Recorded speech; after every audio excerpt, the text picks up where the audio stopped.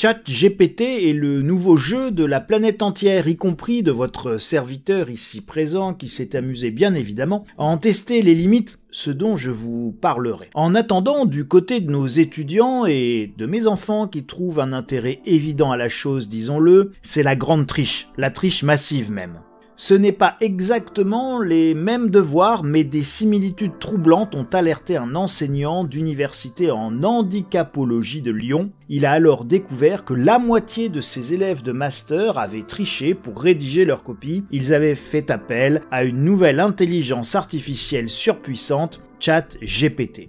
Définir les grands traits de l'approche médicale du handicap en Europe, c'est le sujet que Stéphane Bonvalet, enseignant en handicapologie, a demandé à ses élèves de faculté de Lyon il y a 3 semaines. Et pour le traiter à la maison de manière manuscrite, il leur avait laissé 1 semaine, rien d'exceptionnel jusque-là, mais ce qu'il a découvert en récupérant les 14 copies le fut autrement plus. Stéphane Bonvalet s'est en effet aperçu que 7 d'entre elles présentaient des similitudes très étranges. Il ne s'agissait pas de copier-coller, mais les copies étaient construites exactement de la même manière, relate-t-il. On y retrouvait les mêmes constructions grammaticales, le raisonnement était mené dans le même ordre, avec les mêmes qualités et les mêmes défauts, enfin elles étaient toutes illustrées par un exemple personnel relatif à une grand-mère ou un grand-père. Voici pour le témoignage de ce prof. Passons sur le fait que je ne savais pas que nous avions des masters en handicapologie. Ce qu'il faut retenir, c'est que l'intelligence artificielle de ChatGPT sur un sujet identique va vous donner globalement une réponse identique. Là où 30 gamins peuvent traiter le sujet finalement de 30 manières différentes,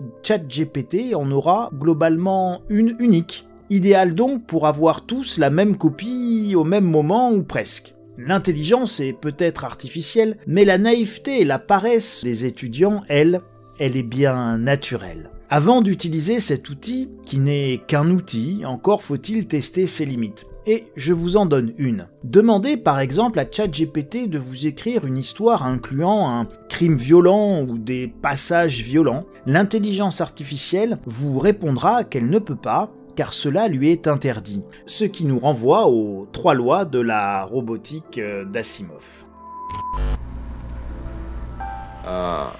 The first law is as follows. A robot may not harm a human being or through inaction allow a human being to come to harm. Number 2, a robot must obey orders given it by qualified personnel unless those orders violate rule number 1. In other words, a robot can't be ordered to kill a human being. Rule number 3, a robot must protect its own existence. After all, it's an expensive piece of equipment. Unless that violates rules 1 or 2. Il est déjà trop tard, mais tout n'est pas perdu, alors préparez-vous les amis.